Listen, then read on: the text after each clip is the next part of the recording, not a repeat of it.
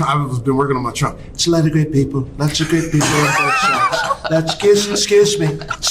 Fake reviews. Fake reviews. Oh! Yo, you feel! Right. When I say you... Look out for They tried to give me the virus. I beat the virus. Jamie Foxx just did something so crazy, the internet can't stop talking about it. His imitation of Donald Trump is so accurate that some claim it's even better than the actual thing. The voice. The hand gestures and characteristic pout are all there, and it's frighteningly accurate. Like, the Donald Trump thing's funny. You know who said it best? Alonzo Bowden. You know Alonzo? No, who's that? A funny comedian. Yeah. He goes, not all Donald Trump supporters are racist, but all racists are Donald Trump supporters. The internet is gobbling it up. Twitter is in flames, TikTok can't keep up, and memes are spreading like wildfire. But not everyone is laughing. One person in particular is furious, and you obviously know who. Trump viewed the clip, and let's just say he didn't take it well. His reaction was complete meltdown mode. Jamie Foxx was on a talk show couch when Donald Trump took over his voice and mannerisms, sending the audience into a frenzy. The host nearly fell off his chair laughing, and even Trump supporters couldn't get enough. Great people. Lots of great people on bus. I love London. London falling down. I just got to tell you that you might have met your match. Because I also do a Donald Trump impression. Jamie Foxx, the greatest Fox in the wilderness. Great guy. Yes. Do you have the yell? There. You gotta get the yell. They tried to give me the virus. You know what he does there? I beat the virus. They tried to give me. You know that. Yeah. He just turns into people. He just turns into people. It's that is amazing. so good. I love her. Have you ever seen his She's rock? African. I love her hair. Can we? She's African. I Love love her his. hair. I love his sweater. He's got a great sweater. He's got a great. Excuse me. They tried to give me the virus. They tried. Intro 3 social media exploded within minutes. Clips began circulating quicker than a Trump tweet storm. Memes, response videos, and side-by-side comparisons swamped every platform. Some even joked that Fox should sit in for Trump at his rallies. Who would even notice it wasn't just humorous, it was so good that it had some wondering what happens when Trump himself sees this. The internet wasn't ready for this within minutes of Jimmy. When Fox's Trump imitation hit the airways, social media went crazy. Twitter became a war zone of emotions. Facebook went into full meltdown mode, and Instagram was busy trying to figure out which filter makes you look the most presidential. The memes, relentless Fox's Trump riding a golden escalator straight to comedy heaven. Another showed him building a wall out of enormous Macs, one of the finest a photoshopped arm wrestling bout between Fox Trump and the real Trump captioned orange. I'm glad there's two of us. Side-by-side comparison videos quickly became popular on YouTube and elsewhere. Jamie Foxx versus Donald Trump, the verdict? Well, if Trump ever needed a body duplicate, Fox has the job locked. Even deep fake artists struggled to tell them apart. Listen, honestly, some of the people around, they say, let's not get political, but Jamie Foxx did the worst impression of me that I've ever heard. A terrible Trump. It wasn't that bad. It was so bad. A lot of times people say it's bad, but it was actually the best impersonation of me it was a that disaster. I've ever done of me. Jamie, it was a disaster. And I wasn't even there. Jamie, the saying, Ray could have actually seen how bad it was. To be honest with you, Stevie Wonder said it was amazing. Do you believe that blind guy or the other blind guy? You know what? He's a nasty It's a lot guy. of great people. He's a nasty... And just when it looked like things couldn't get crazier, one major question started swirling online. Has Trump seen this yet? And if so, how mad is he if there's one thing Trump can't resist? It's a good old-fashioned social media meltdown. And Jamie Foxx's impression sent him spiraling within hours. Trump was furiously typing away, firing off tweets like a toddler on a sugar rush. First, he called Foxx a low-energy actor, coming from a guy who considers golf exercise that's rich then. He went for his favorite comeback branding, the whole thing fake news because apparently a spot-on impression is just another part of the media conspiracy against him. But the best part, he couldn't even spell Jamie Foxx's name, right? That's right, it's called him Jamie Foxx, just Fox like the animal. The internet wasted zero time roasting him for it. Maybe spell check is fake news too. One user joked, and the more Trump tweeted, the worse it got. Every angry post only made Fox's impression go even. more viral. The internet was eating it up, and Trump, utterly missing the message, was simply feeding the fire. His worst mistake, thinking he could win against the internet. Late-night hosts took one look at Jamie Foxx's Trump imitation and believed. Christmas came early. Every show hurried to one-up each other, turning the viral moment into pure comedic gold. There's a lot of great people on both sides. Lots of great people on both sides. I know Harry, he's a great person.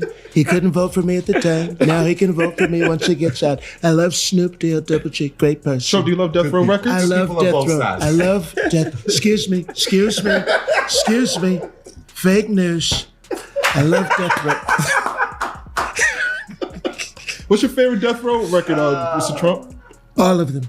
All of the Death Row records. Don't try to pin me down. I see what he just... Excuse me. Fake news. Excuse me. Fake news. Fake news. Look out for They you. tried to give me the virus. I beat the virus. Why you say they tried to? They tried to give me the virus. Like, who is they? And the motherfucker said, "I beat the virus." They were like, "Fuck yeah, he beat it." Motherfucking Trump, boy. Stephen Core wasted no time. He organized a satellite interview with Fox's Trump, appearing to ask him hard-hitting questions. The consequence, pure pandemonium. Fox Trump rambled on how he invented interviews, how satellites were inspired by his magnificent hair, and how no one respects satellites more than he does. Even Colbert couldn't keep a straight face. Jimmy Kimmel wasn't ready to be left out, so set up a full-on Trump-off between Jamie Foxx and Alec Baldwin, both battling to see who could out-Trump the other. Baldwin said he had the finest Trump voice while Fox came back with, excuse me, I do Trump better than Trump," the audience crying with laughter. It's a lot of great people. Lots of great people on both sides. So I like to say, excuse me. Fake news. Fake news.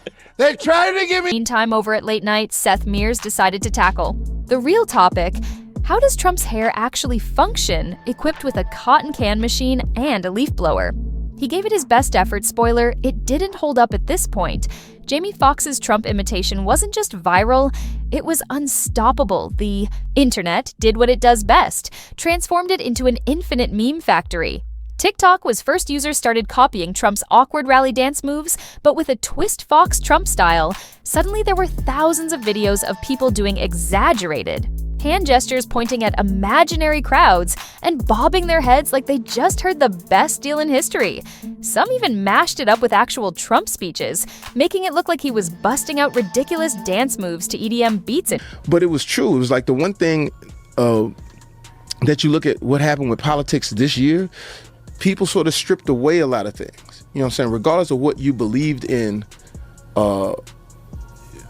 whatever person you voted for, there was a lot of things that was sort of addressed about, like, maybe we were playing things a little too close. Like, some of those politicians were afraid to say what Donald Trump was saying, and they ended up being left in the dust because people were a little like, well, he's got a point in the sense that we're playing things a little too close.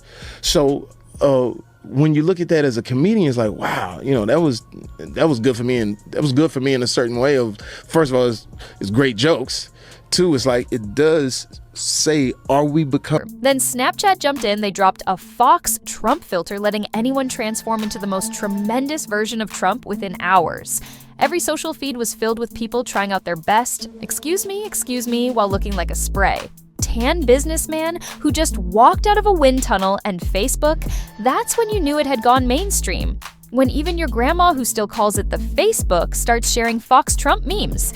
It's game over, whether it was a photoshopped white house with Jamie Foxx 2024 on the front, or a clip of Fox Trump selling steaks. One thing was evident: this wasn't fading down anytime soon. Just when you thought this was just fun and games, the serious guys showed up. Political gurus couldn't resist. Turning Jamie Foxx's imitation into a national discussion, CNN experts sat down like they were analyzing secret government secrets, combing into every aspect of Fox's hand movements. Notice how he raises his pinky when mentioning China. This is a clear allusion to US-China relations, one expert claimed with a straight face. Meanwhile, everyone watching at home was thinking, guys, it's a joke. Over on Fox News, the reaction was way different. Instead of laughing, they started pushing the wildest theory.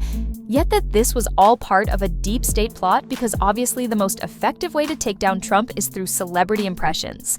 One comment even cautioned that Hollywood elites are using comedy to dominate the narrative, right? Because making people laugh is plainly a national security concern. Have you seen Jamie Foxx's impression? Holy sh! Jamie Foxx is the most talented guy that's ever lived. Excuse me. Fake news. Excuse me. Fake news. Fake news.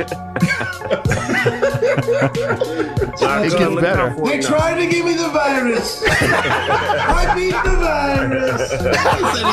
They tried to give me the virus. Of course, the think pieces started rolling in political science.